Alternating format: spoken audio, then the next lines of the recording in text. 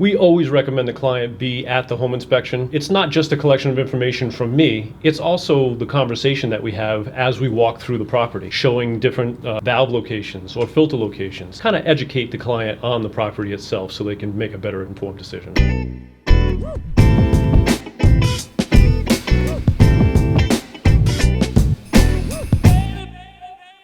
What's going on, guys? It is John from High Homes Real Estate Team with HomeSmart Professionals here today with the one, the only Greg Prue from Stryler Home Inspections, operating in both Massachusetts and Rhode Island. Greg, how are you doing today, my friend? I'm doing great. How are you? Good to see you. Good to see you. Me.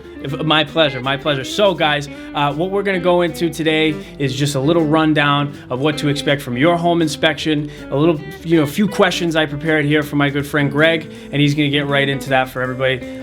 For all the best content involving real estate in New England, Rhode Island, Massachusetts, please subscribe to our YouTube channels. We're really grateful for all the support, folks. Thank you again. Let's get right into this video, guys. Again, Greg Prue from Stryler Home Inspections. My first question to you, sir, is the inspection a pass or a fail, or how does that work? So that's a great question, John. We get this a lot from clients as well. After the inspection is completed, essentially they look at us and say, did it pass? So unfortunately, we're not allowed to basically influence any type of decision making that the inspection provides. So what we do is we just collect that information, gather that up, and present it to the client in a way that helps them to make an informed decision and move forward in a way that they feel comfortable. Definitely. So to answer that, a pass-fail is really, it's neither. Yeah. Yep. And now when you give your client the inspection, what can they expect from your report? What are you going to cover in that? What's the extent of your report? Right. So essentially what we look for is potential high cost, safety, and function items in the house. The reports are nice because they're all color coded, and you get some blues on the report, which are going to be maintenance. Naturally, when you buy a house, maintenance comes with it. Used house. Yes, exactly.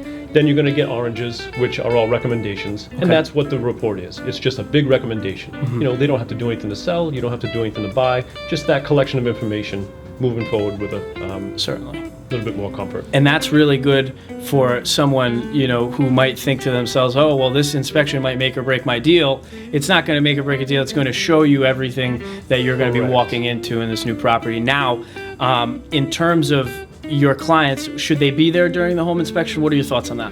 We always recommend the client be at the home inspection. It's not just a collection of information from me, it's also the conversation that we have as we walk through the property. Yes. Showing different valve locations or filter locations. Kind of educate the client on the property itself so they can make a better informed decision. Definitely. And now that is something that a lot of people don't know. Again, they think pass fail. They think, oh, well, the inspector's going to go and they'll check it out. If they do go, do they need to bring anything to the inspection, or? Well, we always say to bring a positive attitude, and keep in mind anything can be fixed. Sure. So as we discuss different things that we find throughout the inspection, we always say to the client, bring a tape measure, because while you're there, you may as well measure for couches and TVs too, and do a little bit of homework and start to prepare yourself. Definitely. Obviously, we know you inspect homes that are, going towards the closing. What else do you guys do if you had a client reach out? Right. So we provide additional services. Okay. We also provide radon monitoring. Okay. We have two different forms of that. One is a continuous radon monitor. That is the higher tech form of radon monitoring. That one's kind of a preferred monitor because the results are a lot quicker at the end. It sits in the property for 48 hours, and then our radon team can come and pick that up and then get the results the same day, as opposed to using the little canisters, which we have to ship off to the lab, and then it takes about 5 or 6 days for the results to come in. Now, is radon a make or break too, or what can they do about radon? Radon is present throughout the entire country, so it doesn't matter, what part of the country you live in. You're always going to have the potential for radon. Sure. However, it's a little bit interesting where it presents itself. You could have one house on a street that has a very high level of radon, or an actionable level. Basically, an actionable level is 4 picocuries per liter. But then the house next door has zero radon, and it all depends on how that radon kind of comes up and emits from the earth. Okay, definitely. And now, so say you go to an inspection and you find some kind of evidence of termites or bugs. What's the course of action there? Right. So first thing is to note the presence of them. Okay. And then what we look for is if they're active or not. Mm-hmm. So there are different things that we can look for to see if there's active bugs or wood-destroying insects in a home. Again, keep in mind, anything can be treated and anything can be repaired. Sure. So to find the full extent of any type of termite or wood-destroying insect damage, we'd definitely recommend a professional come in and do some further evaluation to see exactly what you're dealing with. Certainly. And now, a microbial thing, how would you approach that with similar light there? Exactly. Mm-hmm. So microbial growth is sometimes present in houses, and it could be from very minor to a lot more invasive. Sure. A lot of times we see microbial growth in basements and attic spaces. Okay.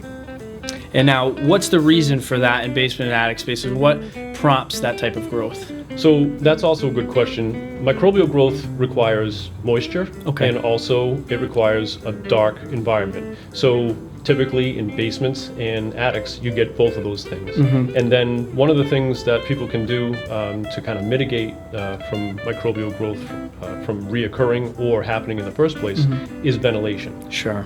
Sure. And I've seen dehumidifiers. Do they work sometimes? Absolutely. Okay, We always good. recommend a dehumidifier. Certainly. But when you keep in mind with dehumidifiers, not all dehumidifiers are rated for the same size space. Sure. So if you have a very large basement, just make sure that your dehumidifier that you're going to use can handle that amount of square footage. Definitely, and that'll save you a lot of problems later on. Say you want to save a few dollars by getting a dehumidifier that is not meant for the square footage of your basement or your attic. You might think you're saving some money, but when it comes time to sell your property and you've got all the growth, or even you could even feel the effects of it in your own home with physical and health problems. So it's really important to make sure, if you are going to go the dehumidifier route, to make sure that it can cover exactly what it is that needs to be covered. Now, another big thing that we're seeing a lot more of with alternate energy is solar panels. Does a solar panel presence affect your inspection at all? That's also a good question. So solar panels are both good and bad. We all know the good effects from helping Mother Earth.